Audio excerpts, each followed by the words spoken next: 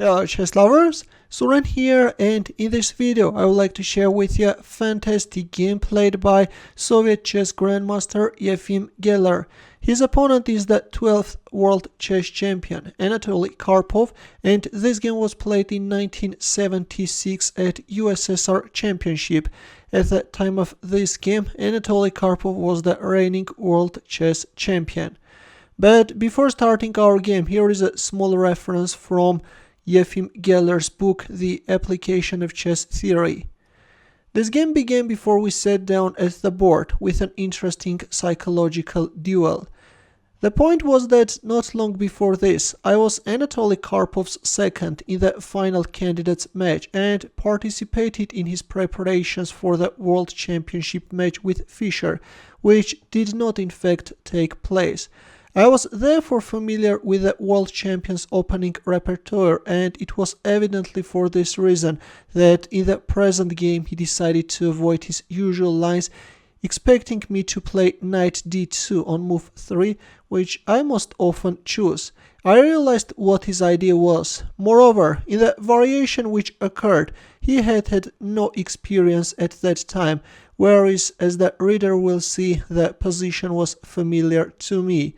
And now let's go for our game and see what happened on the board and what was that knight d2 move about which Geller mentioned. Geller opened up with e4 and Karpov responded with French defense e6, d4, d5 and knight c3. Yes, as mentioned above, Karpov was hoping for knight d2 Tarrasch variation, which Geller had played in 35 of his previous 42 French games, but in here Geller delivered a surprise and played knight c3, to which Karpov responded with Winawer variation bishop b4, e5 and queen d7. Karpov is choosing the Petrosian variation. The idea of queen d7 is that now queen g4 can be met with f5 and already the pawn on g7 is protected. After queen d7, Geller played knight f3. Yes, he's choosing a less familiar path. And other popular alternatives are knight h3 or knight e2 with the idea of bringing the knight on f4. But in our game, after queen d7, we have knight f3. b6 by Karpov. Karpov wants to offer an exchange of light squared bishops and get rid of this French bishop. A standard idea in French defense, we have bishop d2, bishop a6. We see the exchange of light squared bishops on a6, white castles kingside, knight b8. Yes, the knight was awkwardly placed on a6. Later in some lines, black can go for c5 and knight c6, knight e2. Geller is offering an exchange of dark squared bishops, but in here Karpov made a bad decision and he played bishop e7. Kasparov calls this move the origin of black's defeat.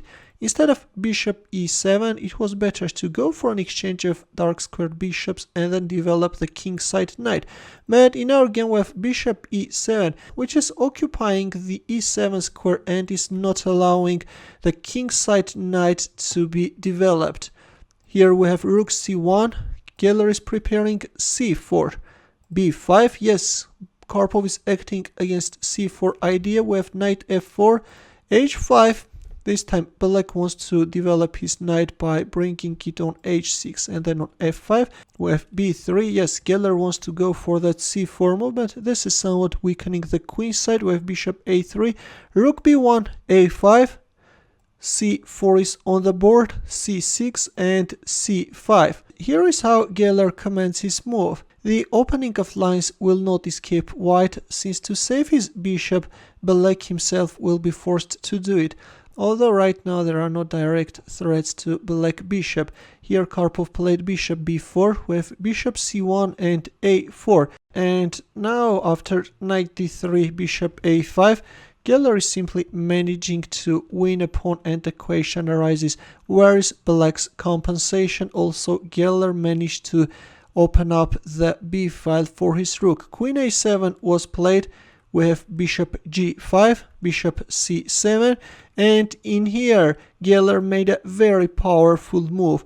Believe it or not, but in here he captured on b8. Look at this epic exchange sacrifice.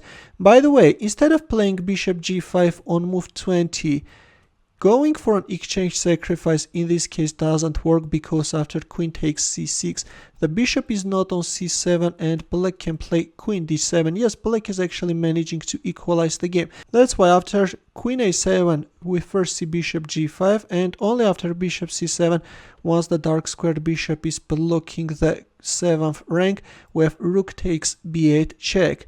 In his book My Great Predecessors, Kasparov writes, a spectacular exchange sacrifice in the style of old masters. Geller does not miss an opportunity to play to the gallery, paying homage to his romantic youth. Queen takes b8 was played with queen takes c6 check, king f8 and knight f4. Yes, already white has created a devastating knight takes e6 threat. For example, if we move like rook takes a2, then knight takes e6 check is coming, and then queen takes e6. If queen e8, then queen f5 check, and then queen c8 check, and then the bishop drops. Yes, white is winning. That's why after knight f4 we have rook a7 and knight h4, although according to the engine, even in here knight takes e6 was playable, and then queen takes e6. If queen e8, then queen takes d5. And although, yes, white is a rook down, but as a compensation, white has so many extra pawns, and as black king is in danger, this is going to be winning for white. But this is a bit risky line. That's why after rook a7, Geller chose a comparatively safer knight h4 move, queen e8. And in here, Geller made another fantastic move. Please pause the video and try to find a winning move for white. Ready? This time Geller played queen takes e6. Look at this epic sacrifice, guys. Of course, we can't call this a queen sacrifice because now white will win back the lost queen. This is the start of a brilliant combination. It is not often that world champions are defeated in such a style. Here Karpov recaptured with the f-pawn, but even if we move like queen takes e6, then this won't make a difference. We will reach this position after f takes e6. Knight g6 check was played, queen takes g6. Well, if king f7, then sooner or later black will be forced to give away his queen, and this is even worse for black. In this case, white is managing to free his knight very quickly. That's why after knight g6 check, we have queen takes g6 straight away, knight takes g6 check, king a8, knight takes h8, and rook a4. Yes, black is not hurrying to win this pawn on a2, is coming after the pawn on d2, but even if we move like rook a2, then this won't create any problems for white. Again, this is going to be winning for white. This is an endgame where white has a very active position and two extra pawns.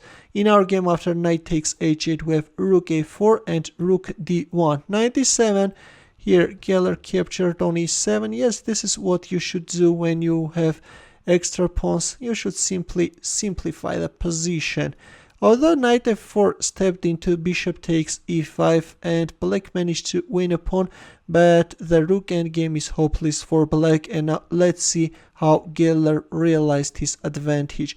First he opened up a luft for the king, and then we have rook c6, rook takes a2, rook takes e6, g5. Well, if king takes c7, then in this case rook d6 is very strong, and then h4.